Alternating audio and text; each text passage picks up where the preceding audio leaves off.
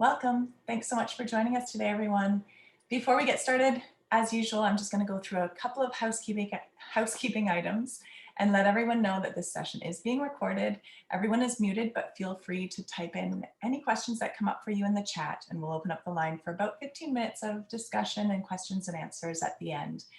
When you open up your chat screen, just make sure to click on the drop down where it says all panelists and select all panelists and attendees so that everyone can see your chat. So let's jump right in. This is the second webinar in our three-part Reconciliation and Indigenous Pedagogies in Early Learning and Childcare series. For anyone who missed the first session, the recording is now available on our website, so I highly recommend you take a look there. Today we will be focusing on awakening and coming to know Indigenous pedagogies in early learning. Indigenous knowledge is closely tied to space. In part 2 of this webinar series, Elder Brenda Mason and Laura Houston, registered early childhood educator, will share teaching and learning processes that are holistic and narrative-based. Stories are a primary medium for conveying Indigenous knowledge. So in this webinar, we'll hear stories about the Indigenous child, family, and community's traditional roles that support Indigenous children in early learning programs. So once again, we are so pleased and honored to welcome our special guests, Elder Brenda Mason and Laura Houston. Welcome, Elder Brenda. Welcome, Laurie. Thank you so much for joining us today.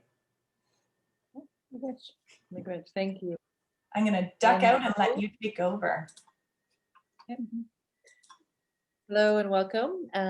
Both Elder Brenda and I are happy to be with you again this week. We'll start with acknowledging where we're calling in from, the Robertson Superior Treaty, where the Anishinaabe and Métis people live on Fort William First Nation here in Thunder Bay, Ontario. I would like to start with a reading today as we go into our Indigenous pedagogies and sharing. And today we're going to hear a lot from Elder Brenda, which is it's going to be a really beautiful gift and a time spent. So again, to talk, thank Heather for her introduction, but we have to keep in mind that Indigenous pedagogies are connected to place. It's the places that we occupy, the places that we live, the places that we work, which are going to, which have influence Indigenous teachings through the language that is spoken within the community, with what's happening on the location geographically to that community, what kind of resources are around that community. Those are all part of the pedagogies within, and they're very diverse. And so today we're going to be sharing our own personal experiences that are going to be rooted in the Northern Ontario context, okay, where we're calling from. So I know that we were eager last week even to talk a little bit about some of the resources. So I am going to compile a short little, some of my favorite books, but I decided to bring one of my books that I have been using for probably 20 years. It was first published in 2016 from, I'm just going to hold it up. It's The Four Hills of Life, and oh, I don't think it's showing very well. Sorry, guys. So it's The Four Hills of Life, and it's by Thomas Peacock, who's actually from our territory. He's an Ojibwe man who lives on the American side, but the Lake Superior. So this would be the book that I used as a guide to child development within the ECE diploma programs. It's another perspective. It's the Indigenous perspective. And it talks about Four Hills of Life and what are the roles and responsibilities within our life cycle. And I'm going to do a quick reading from the book to start us off and have you think about some of the words that that I'm reading. So Thomas Peacock is the author. The nature of things, everything, the power of the world is done in a circle. The life of a man is a circle from childhood to childhood, and so it is in everything where power moves. The sky is round, and I have heard the earth is round like a ball, and so are the stars. The wind in its great power whirls. Birds make their nests in circles, for theirs is the same region as ours. The sun comes forth and goes down again in a circle. The moon does the same, and both are round. Even the seasons form a great circle in their changing and always coming back again to where they were. The life cycle of a man is the circle from childhood back to childhood. And so it is in everywhere power moves. Our teepees were round like the nests of birds. These were always set in a circle. The nation's hoop, a nest of many nests, were the great spirit meant for us to hatch our children. So this is really an introduction to Indigenous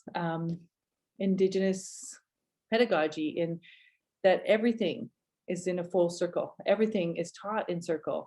Everything comes back again in circle, from childhood to childhood. So we're going to talk about and give some examples of our own experiences of those teachings. So yes, I can definitely leave the authors and the book for everybody, and for Heather to share with you all. So when we're thinking about awakening those Indigenous pedagogies, I'm going to ask Brenda to share a little bit from the article we had originally shared with you all as well, and how it's different for non-Indigenous educators and Indigenous educators when we're coming to learn about some of the Indigenous teachings in early childhood. Okay, thank you. Watch. Basically, Kawajmina, Again, Snabim, Wujikwi, and Snabim, when Kachate, Wujikwi, they were in the Melandan, one of them got his Pichmina, Kagojin, Sagojo Takaya. We watch Kawita Mashek when I just wanted to again demonstrate a little bit in my language. I said I am grateful for today. I'm grateful for my life, and we've been blessed with such a beautiful day. The sun is shining. Yes, it's cold. I thought I was going to freeze my toes this morning, but I didn't. And it is a beautiful day. We've been blessed with. To live our lives today. I just wanted to acknowledge our Creator as well. And again, my name is Brenda Mason. My Anishinaabe name, Mama's Nabujaga Befwe, which translates to imprint hanging standing woman. My Dudam Mshkuneben belong to the Red Sucker, the fish clan that goes out of Nonse, that came from Sandy Lake. And I'm a grandmother, and I speak Ojibwe. I'm Ojibwe. This is the instructions that we were given by the elders, that when you're going to sit down with a group of people, you introduce yourself, who you are and where you come from. In the way that I did it, I'm telling you who I am and where I came from, and being a grandmother as well. So, and we do that with our kids, we do that with children as well. We introduce ourselves, tell them who we are, from when they were born to time that they leave this earth. When you have an opportunity to meet someone in their path and have an opportunity to introduce yourself, that means getting to know who you are. And when you do that, you're demonstrating, introducing yourself, you're demonstrating that to the children, that you're going to be part of your life during the day. And just awakening and coming to know Indigenous pedagogy and early learning. This is something that is part of my life growing up. My education didn't start in a classroom. It started at home, and gaining my life experiences is part of my education. And I think going into a classroom, it just adds to what the education that I was getting from home. But you're getting two perspectives, the Anishinaabe way of growing up, and then going to a classroom is the Western way, and the both clash at times, and at times there's something that's common. But you know, for me, what's really important is knowing who you are.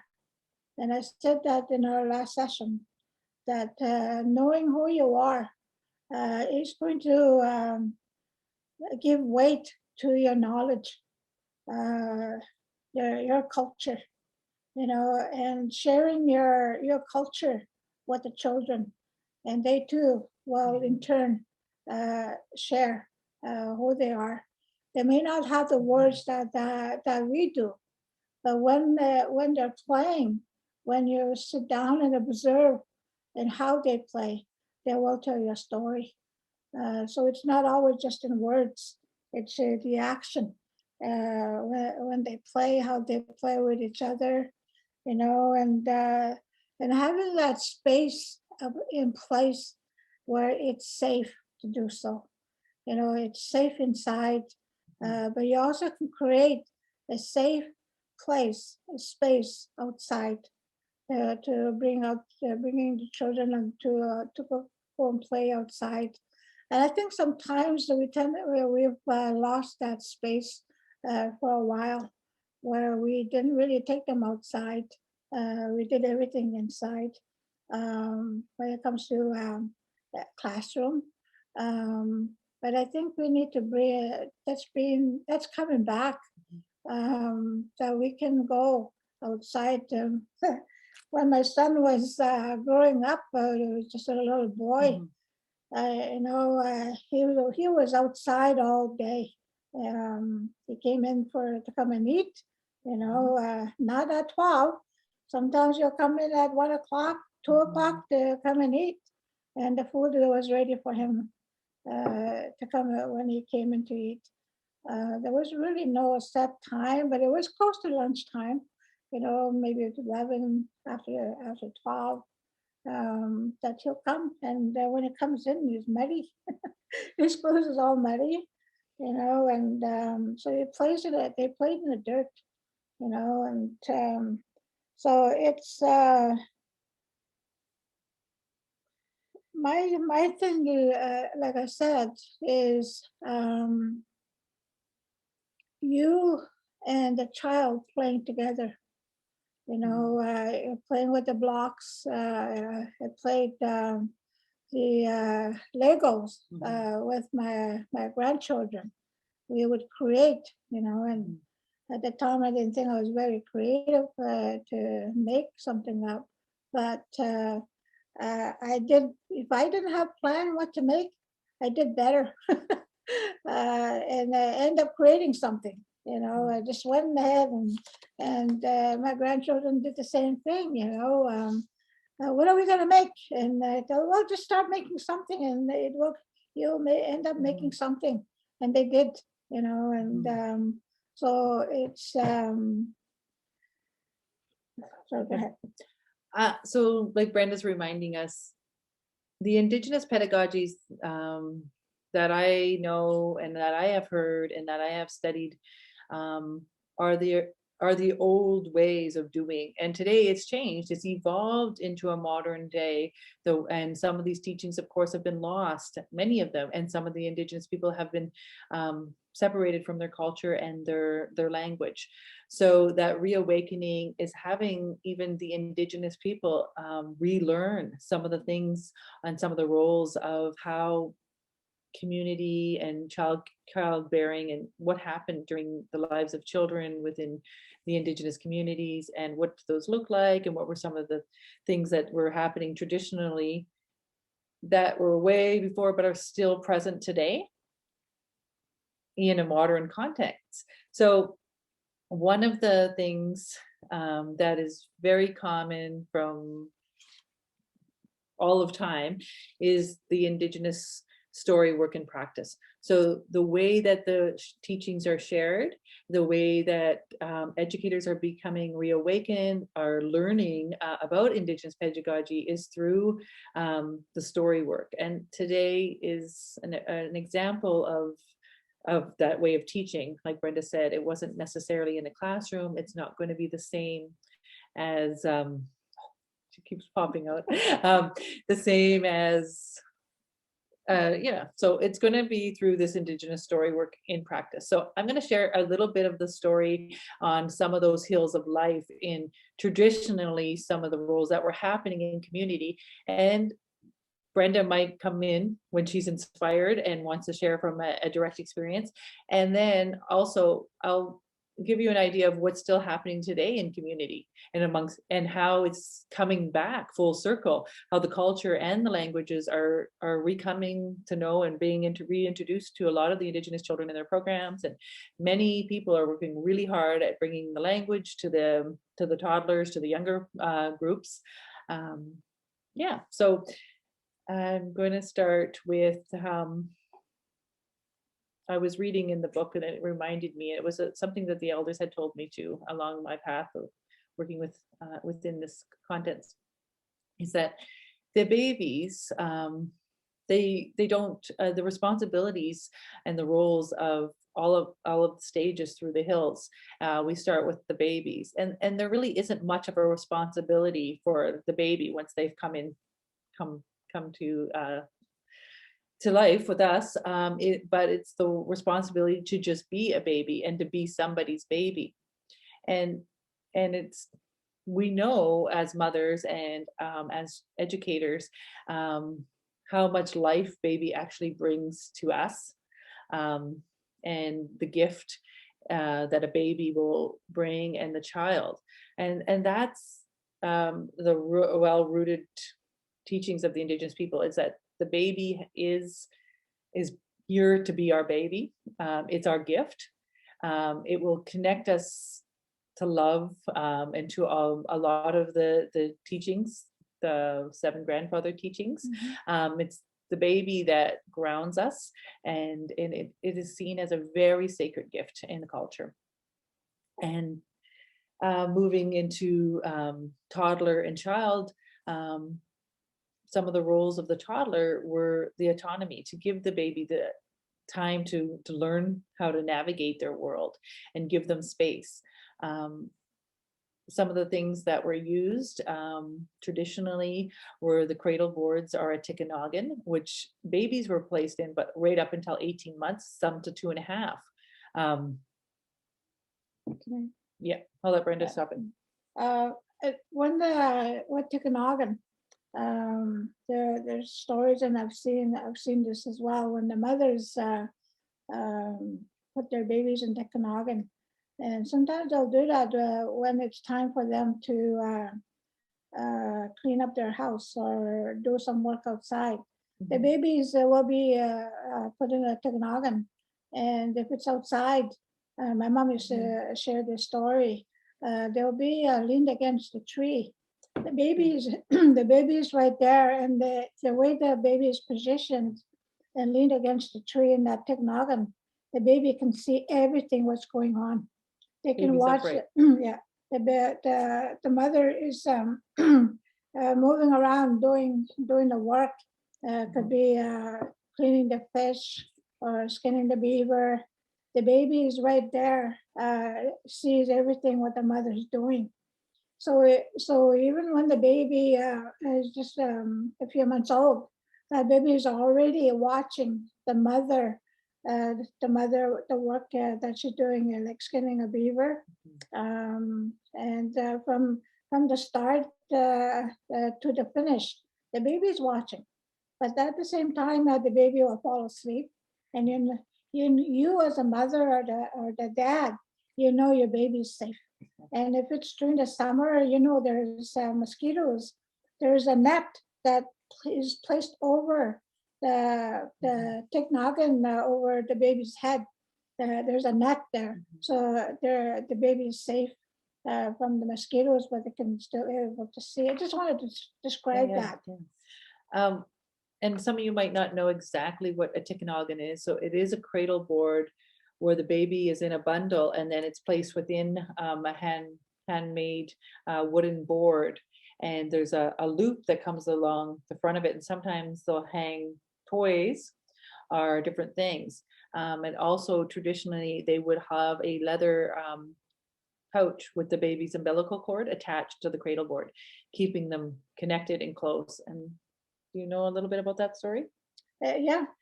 We'll get Brenda Well- to share a little bit about how or why they would keep the umbilical cord attached to that baby's cradle. Well, the story that I heard about with that cord is that when the baby is born, and you'll have the what's that, the after, The placenta? yeah, the placenta and the cord. You bury that the after birth. You bury that way out in the bush. You make sure that it's safe away from the animals. You bury it deep enough. And with the tobacco, so that's like a pull away in a sacred manner in a ceremony. That way, the baby knows where it is. Where they're from. And yeah, but for some other family, they have different teachings where they'll with that cord, it's the end part, I don't know what it's called. Yeah, the button. Yeah. They'll make like a beaded button and they'll sew that inside, and they give that to the grandmother. There's different teachings about that. But you, when you're a baby, you hear that story from your mother. They tell you where they put it. So when you're a child, when you see a child digging around, just always searching for something. They say that if they don't know where their cord is, that's what they're searching for. And that's just one story. So you let them know where who has it or where you put it, so they know, so they're not searching for it. That's one of the stories that I used to hear. Yeah. And that's so this would be baby up perched on the tree while they're out working or out doing some things out in the yard. See, this baby here is already big baby, like 9 months, and so they're there for many. And yes, they do save the cord. The cord stays with the baby after, right? Or do they go and bury the cord? Well, Another ceremony. It depends on which which part of the community you're from. We do the different things. So it's about keeping that connection to the spirit world as well with the cord, is some of my teachings. And then the Tikanagan is also a cradle board, and inside he has his own little bundle that the babies are put in, and then the inside here. So they're very secure. They're not loose. They're not going to fall down the board. No, they're there's a whole way of bundling the baby before getting into the cradle boards. So they're very secure and they're very supported from a very young age. And today, yes, some of the communities definitely still use these boards. They're still being made. We'll still see them in our part of we see them around the city of Thunder Bay. We'll still see babies in their Tikanagans. If you go into community, definitely the babies are still traveling with their parents in their Tikanagan. And even at one of the childcare centers that I visited way up north, was my first experience seeing the Tikanagan for up to almost a 3-year-old, 2-year-olds, and they were used as their beds, their cots for sleeping at childcare, because that's what they were used to. And if they're over a crib, as they would sleep in there as well, because like Brenda said, they're really secure and they're safe in there. You don't have to worry about the baby rolling over or coming onto its face or anything. So there's a lot of reasons and lots of teachings connected to the cradle board, and definitely they're still being used in some of the communities in Northern Ontario. 100%. And they are still being made. The skill of making the Tikanagan has not been totally lost. I know one of our graduates she took that up, and so they make Tignogans every summer. Lots of stories with the Ticonogans. And yes, the mothers receive teachings, but also the embroidery and the different materials used and the beadwork that's used on the baby's cradle board also connects to the family and their colors and their traditions and their tribe and different things like that as well. And that actually using the Tignogan to teach children in your class is one good way, because there's different colors that is being used. There's beadwork or embroidery. There's colors on there. So if you want to introduce the colors, you can use the Tignogan as an example to learn about the colors. And the color, everything has a story to why it's being used within the cradle board, and all of the makings are handmade. It's all the family coming together. So once the toddler is starting to walk, they'll have a walking out ceremony when they'll put them in their moccasins, and they'll have a walking out ceremony when they move into toddlerhood, and they'll celebrate the independence the baby's now gained in walking. And it's a really beautiful story as well. And then once they see that the babies start to navigate their own environments, they're allowed, they're giving them space to do that. It's been really important, like Brenda said, it's a lot of modeling. The parents continue with their work.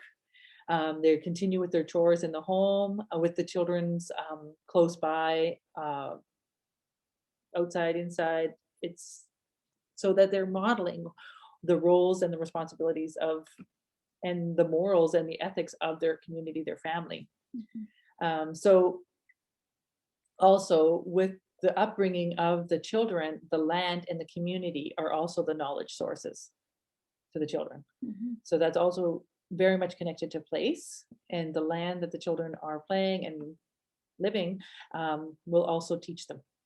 And they will look for teachings, and they will see their parents using the environment and their communities to gain knowledge and to give knowledge. And that might look like activities in swimming in the summer, sliding in the winter for kids, but that's the knowledge sources, and they're watching the seasonal changes. They know what happens in roles and responsibilities in the fall time, the berry, the preparation, those types of teachings connected to community and land, the hunting. Those are all part of the teachings. At a very young age, the boys will learn about hunting, and Brenda might be able to tell me more about how young a boy would be when they shoot their first bird, and then that's celebrated.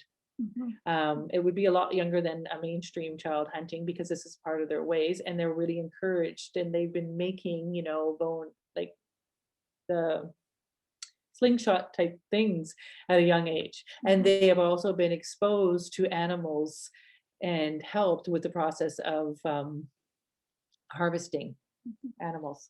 Well, when I was growing up, when I was a little girl, we used to have slingshots, especially the boys.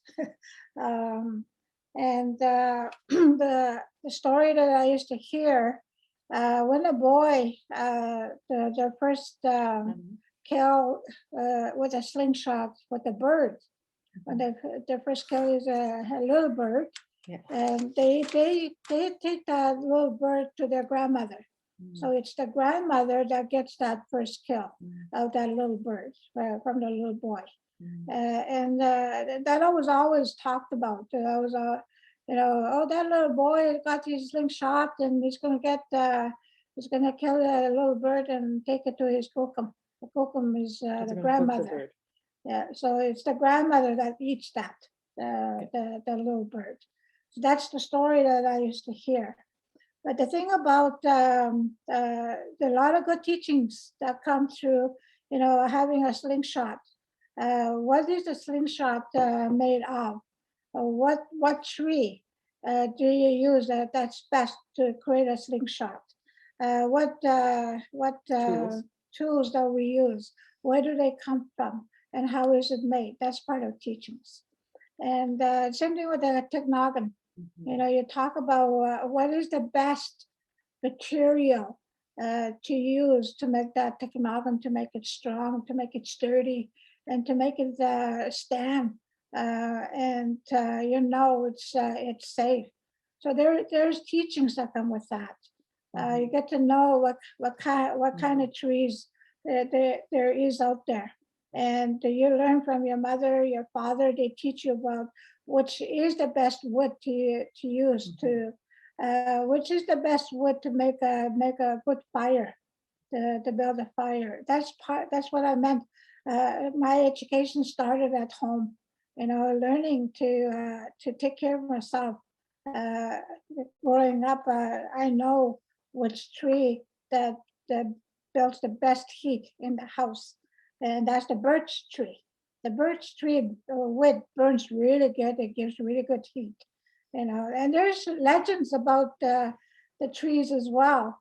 You know, there's a lot of legends, and you share these legends with the children in your classroom. There's teachings that come out of that, you know.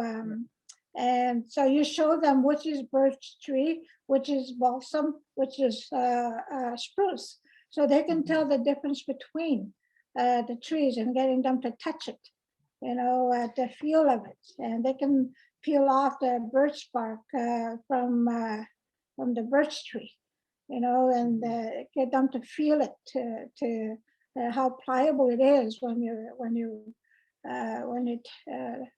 and you can also use that as a fire starter. You can tell the children, you know, you can start your fire with that. But there's a lot of stories that gives us teachings, but it's up to the children what they're going to learn from. So that's why our elders, our parents, our grandparents told us stories, so that we learn from the stories. Just give you one more example. My dad, I don't know if I shared this last time. My dad, when him and his hunting partner, when they went hunting from their campsite, they couldn't go back to their campsite because the weather changed. They had to stay on an island. And he told us the story, what they did to keep warm at nighttime. So he told us that they built a fire and they put some rocks right into the fire to heat it up. And so my dad, off the side of it, he built a hole on the ground where he was going to make his bedding, where he was going to lay down to sleep. He built a lean-to. He named everything he used as he was building the lean-to for the shelter for himself. And so where he built the hole, once the rock was heated, and they were hot, he carried those rocks using the stick, carried those rocks to the hole, and then he covered it up with the dirt. And then he put like a tarp, it wasn't a tarp, but I'll call it a tarp, on top. And that kept his body warm all night. So he slept in a comfort. He kept him warm all night.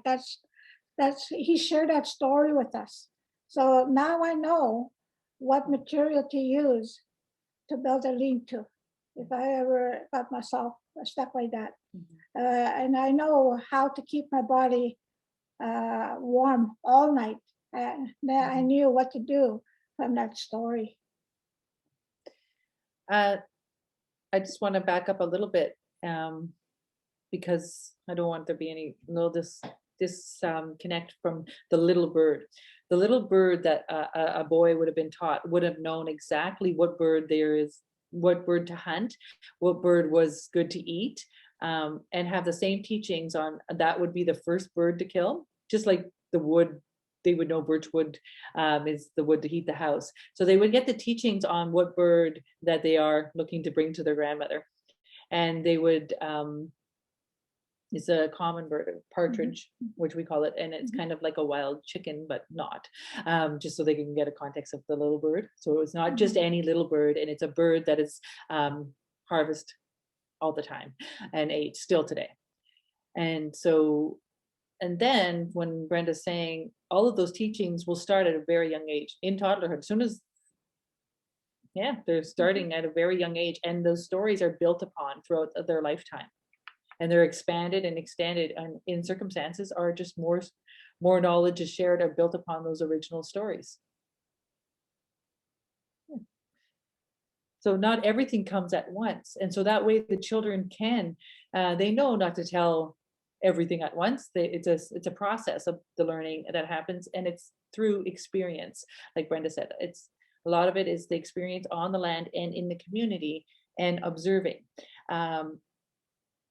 Indigenous pedagogy also has a lot to do with observing and watching, and not a lot of verbal. Just taking it in, looking, watching. And then you might see a child dress, see the educator in a preschool playroom dress the baby in a tikkanog, a doll, and then set it on the table. Without any real language, she just does the act of dressing the baby in the bundle and then placing the doll, this would be a doll in the preschool room, into the bundle. And some of the children in the room might be watching her from across the carpet or close by. They might come close to her because they can see that what she's doing, but there might not be, there is at times, but not always, a lot of verbal communication, because it's an act of watching and observing how it's done. And that's the way a lot of the teachings are shared as well. So then later, then that child will demonstrate and recall what her teacher did, and you'll see them reenacting what they watched. And then they may get stuck and then, ask for help to go further, but it's done a lot without a lot of verbal cues at that younger age. The toddler preschooler, lots of modeling. And it said, parents modeled, these everyday experiences, taking care of their community members as well. By, if they had extra food, or if they had a big fish harvest, they sent a plate to the elders in the community, or they sent to the neighbors, our extended family, food. So those are actually the morals and the values within the community. Those are the teachings that the children recall on and say, well, this is what we do. This is how we take care of our people. We've seen it, we've experienced it our whole life. Food is to be shared. When the hunt, even today, when they have hunting week in a community, it's in the fall, and all of the food is shared, and all of the elders are given moose meat and fish, everything harvested. They come together for celebration and feasting, and then they divide up all of the food amongst the community. It still happens today. And the moral and the value is that nobody's left behind. Everybody's always looked after. A real balance of, respect and care for each other. I think one of the things that the community demonstrates when we have a feast for 4 times a year. So that's what the 4 seasons. Winter, summer, spring, and fall. So we have a feast for those seasons. And I grew up seeing that. And one of the things that I remember is the people, the community all chipped in to have a feast. So everybody starts cooking and bring their cooking to a hall or to a place. A place would have been picked where people will gather. It's a gathering place, and they built a long tent for shelter. But there's a whole process. But what I wanted to mention about food is that everybody shares their food, and people start cooking, bring their cooking to the gathering place, and the children are watching this.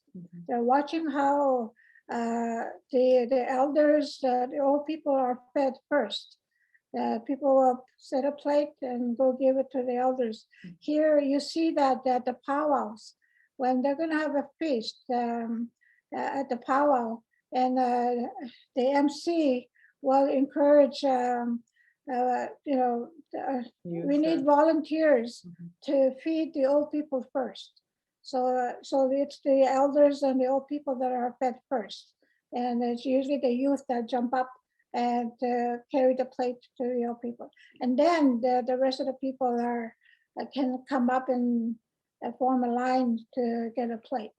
But the thing is that to show the kindness to the old people, you feed them first. And that's what I grew up with.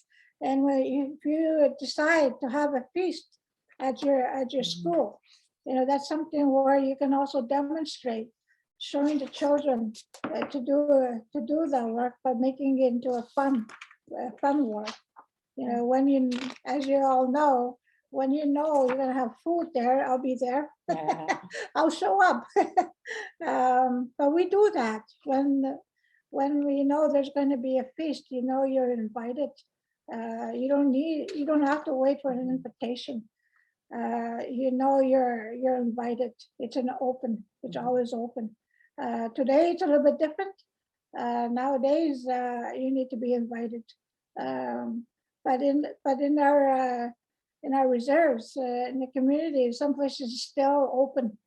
They still have that open policy that when there's a feast, you're invited. So there's teachings that come with that as well, and showing and demonstrating to the children. And different respectful protocols that are followed. So, and that would be one of them, to taking care of the elders. And another big teacher in Indigenous pedagogy is that there was a very solid understanding that children taught each other. Children also had the wisdom, and their play was also very valued, and their play together was the teaching in itself. And that's been known way before. Those are some of the Indigenous pedagogies. That's why the autonomy to allow them to come together and teach and explore as children through play was very much honored as knowledge building amongst each other, and that was seen.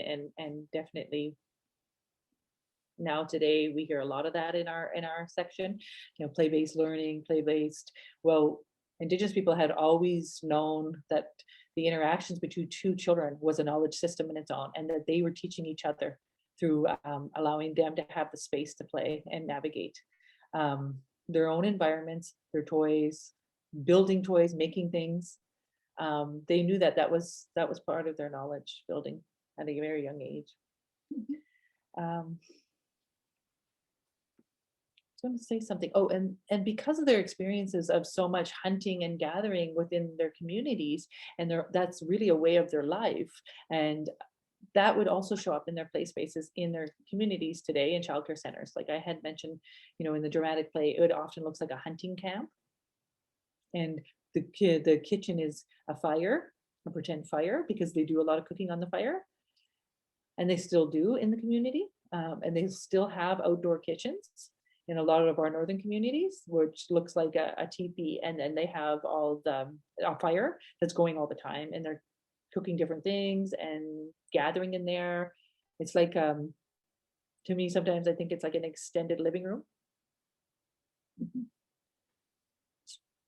Yeah, so you'll see that in their play, the little ones gathering, with fire to cook, and they may still have, the traditional kitchen sets or something like that within their play space, but you'll see them putting the pots on the floor, because that would be their way of getting down and sitting with the food.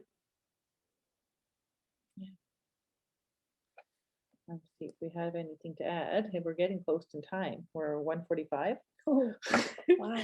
And we're going to be moving to a few questions, and I'm not sure. I think that we could almost leave it at that, unless you wanted to add something, Elder Brenda. I just want to say that what we have shared today I hope that is useful, and I hope that inspired you to start um, contemplating on how to bring your knowledge, Yeah. your way of doing things, and tweaking that, especially when you know there are Indigenous children. And see, I was talking to one of my colleagues. And I said, I think for me, the best way to provide my work, to do my work, is to ask the clients, what do you need? What is going to work for you? What do you think is going to work for you? And I've done that with the youth. I've asked them, what do you want to do? And they usually tell you. And sometimes we think, when you ask them, they're going to be funny or goofy, and yeah, they can be, But when it comes down to when they know you're paying attention, they love that, and they will tell you.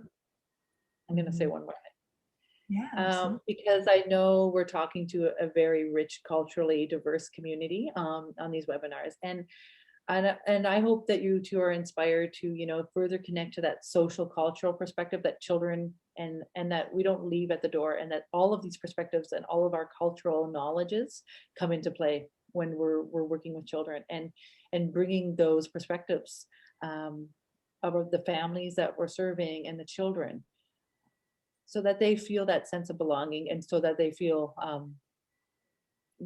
we don't necessarily, you might not have as many Indigenous children, but you have a very strong culture, and you have some of these teachings within your culture that you can also support and bring into programming. Because in my work too, I'm also just at the end of my master's in ECE in education with the University of British Columbia, and everything in the last 2 years of learning has been really rooted in social cultural teachings. Everything it's not one perspective. Is not one perspective. There's many, many perspectives on teaching children, and we need to be really mindful and not leave a bunch of it at the door and push another way. So just embracing culture altogether, and Yeah. taking perspectives from others to introduce, introducing some of the Indigenous culture by connecting to, people in your community that are connected, Indigenous educators, friendship center, those types of things to bring to the children and families, because we all really enjoy, us as well, enjoy learning about other cultures and perspectives. So let me go ahead. Absolutely. Well, you're wondering if everyone is enjoying this and finding it helpful, and I can tell you it's a resounding yes. I'm going to read a few of the comments. Thank you so much. That's absolutely beautiful, all that you shared. And I'm just going to tell you a few of the things that I'm going to read out a couple of quotes. Some Arlene said early on, when Elder Brenda speaks her language, my body reacts to the beauty of the words, even though I don't understand them. I can feel the gratitude you're expressing. Thank you so much for this gift. And Lori, the powerful talk about babies was beautiful. Thank you. Very moving and inspirational. Agustina said, yes, thank you very much for sharing this story. It gives us all better knowledge and understanding. Nellie said earlier, so thankful for these webinars. I love every word. I'm so interested in the stories and I feel like a child again. Thank you, ladies. You're amazing. So many, and it's going on and on, and there's more and more. Everyone is really, really grateful. Someone else said, oh my goodness, it's 1:45. The stories are so beautiful. And we were intrigued and the time just passed. All of a sudden it's 1:45. So I think so lovely to hear. And I know that for me, it reminded me of stories that my grandmother told me, even when you're talking about your father and telling the story of being stuck out in the woods. And I absolutely went back to a time walking through the forest with my grandmother and her talking about snow being an insulator. And if you ever got stuck out of the it really brought me back to times when I was with my own elders and grandparents and how they taught me. And I think that for many of the folks on here today, it did the same. Some of the takeaways that I had lots of notes down, but key takeaways for me are kind of the idea of connection to space, the idea of story work in practice. I like how you said that, story work in practice, and the way that learning is shared is through story work, learning and teaching through story, connecting through storytelling. We really do learn through stories. They provide that context and that emotional connection to the teachings and to all that we're learning. I love that idea. Another theme that came up for me again today is the diversity of different families in Indigenous communities. When you were talking about the Tikanagans, am I saying that right? I think the Tikanagans and the traditions of the infants, like in different families do it differently, different places do it a little bit differently, but with similar ideas behind the traditions, and connecting them to space and connecting them to family and keeping them connected. We have some questions here, it looks like coming up. Oh, we did have someone ask about the name of the book that you read from at the beginning. Lori, can you tell us the name and all? So it's called The Four Heels of Life, Ojibwe Wisdom by Thomas Peacock. Four Heels of Life. I'm just going to type that in for everyone. Yeah, so. Four Hills of Life. Yeah. Four Hills of Life. And it's a beautiful book full of really rich pictures, real life pictures. Beautiful. I have another quote here. This was absolutely lovely and appreciated information. I love the umbilical cord story. We live in the most southern part of Ontario, and Caldwell First Nations are in the process of building a reserve, including the world's largest Indigenous restaurant. I'm excited to try out the cuisine. Thank you for sharing that. If possible, can Brenda tell us a short story next week that she would use to teach kids some values? So maybe, I mean, lots of the stories you even told today there's so many wonderful values steeped in all of these, and many people were commenting on that, but that's something that someone, because we're going to extend a little bit next week on the connection to land, and how land is its stories, the language as well. So there'll be a lot more connection to language and the land, and how the stories come through language. Wonderful. Language. When you were talking about the children in the dramatic, or like in the dramatic play kind of center, having set up fires, it reminded me of some of our programs when Syrian families first came back in, I'm not sure when was that, I can't remember what the year was anymore, but many of them had come from refugee camps. And I remember being out and doing training with a program, and they said, yes, we got rid of the plastic kitchen and we set up a little cooking fire. And we got rid of all of these things, and that idea of creating a sense of belonging.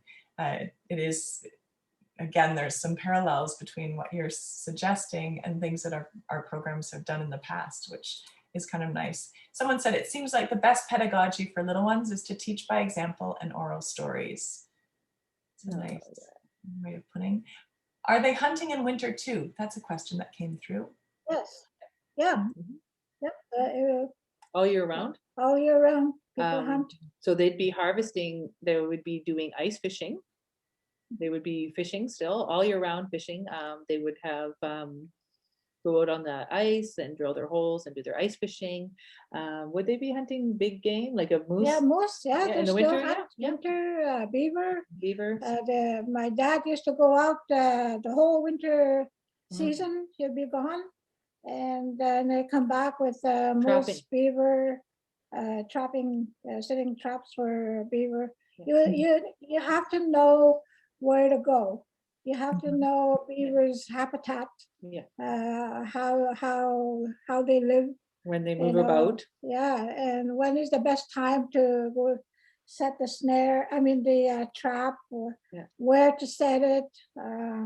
The snow helps with tracking the animals. They get to see where they've been walking, where the snow has been. The animal footprints. So they do a lot of animal tracking through the snow, and where to set their traps because of where the animals have been walking. Yeah. And during the summertime, you'll know where they are by their droppings. You'll know where they walk, where their droppings are. There's signs. The signs of where the animals hang out.